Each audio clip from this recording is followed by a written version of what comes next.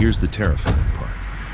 In Call of Duty 4, Modern Warfare, the world doesn't come close to ending once. It comes close again and again.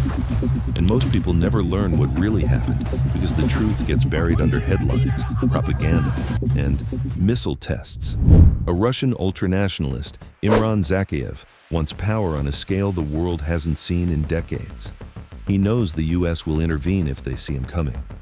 So he does something smarter and crueler. He funds chaos somewhere else. He backs a coup in the Middle East through his ally Khalid al-Assad, so the world looks toward burning deserts while the real plan grows in the shadows. You enter as John Soap McTavish, new blood in the SAS. At first it feels like routine, training, drills, proving you belong. But the tone changes fast, because in this story, your first mission isn't a patrol. It's a warning shot for the entire planet.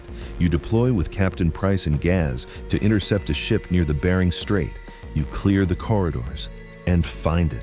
A nuclear warhead, not hidden, not guarded like treasure, just sitting there like someone wants it to be found. Then jets scream overhead, the ship starts going down, and your extraction plan becomes simple: survive.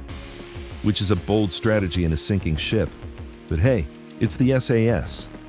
Not drowning is basically in the job description. Then the game rips control away.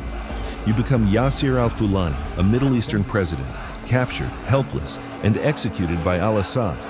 No heroic save, no last-second rescue. Just a message to the world: this war has begun. Back as Soap, you're sent to extract a Russian informant, Nikolai. Loyalists help you, led by Komarov, and for a moment it feels like you have support inside Russia. Then your helicopter is shot down. The escape turns into a crawl through mud, trees, and gunfire. You're not winning. You're staying alive long enough to move again. And then, you're above it all. You become the gunner in an AC-130 Spectre. Targets glow. The battlefield looks clean, but it's not clean. It's just far away. COD4 makes you feel powerful, then quietly asks if you understand what that power costs. Now you're a Marine, Paul Jackson, pushing into the capital with your squad, Vasquez and Griggs. You hit a TV station chasing al-Assad, fake lead. You rescue an Abrams tank nicknamed War Pig. And then comes the moment COD4 is remembered for: the nuclear blast. The screen goes white, the air dies, and in seconds, tens of thousands are gone. Jackson doesn't get a triumphant ending. He gets silence. The story snaps back to the hunt. You hit al-Assad's hideout in Azerbaijan and finally drag him into the light. He gives up one name, Zakhaev, and Price doesn't hesitate. Because at this point, al-Assad isn't the war. He's the microphone. The war is the man behind him. Then we go back in time. You're with Captain Macmillan and a younger Price on an assassination mission. 2 men, 1 rifle, 1 target: Zakhaev.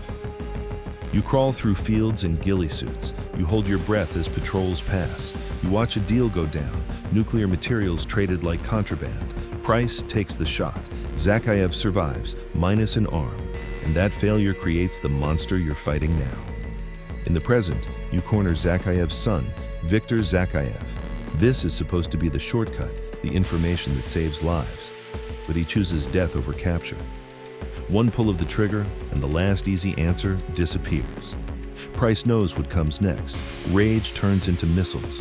You move on a launch facility that's been taken by ultranationalists. You breach, you fight through corridors, and then you hear the words that freeze your blood. 2 ICBMs have launched. Millions of lives now depend on minutes. You force your way inside and stop the launch in time, but getting out is worse. The chase hits a broken bridge. The convoy crashes. A tanker explodes. Your team is shattered. Griggs dies trying to drag you to safety. Gaz is executed, and Zakhaev steps forward like he's already won. Then, one last chance. Loyalists hit the area. Price throws you his pistol, and with your final strength, you end Zakhaev. You're evacuated. Price is barely alive. And after all of it, the nukes, the missiles, the bodies, the public still doesn't learn the truth. The news calls it tests, struggles, anything but what it really was, which is honestly impressive, because if I stub my toe, my whole neighborhood knows in 5 minutes. And then the game gives you Mile High Club, because after saving the world twice, it says, now do it faster. If you want the same cinematic recap for Modern Warfare 2 and 3, tell me which one next. And comment, Price or Ghost, who's the real legend?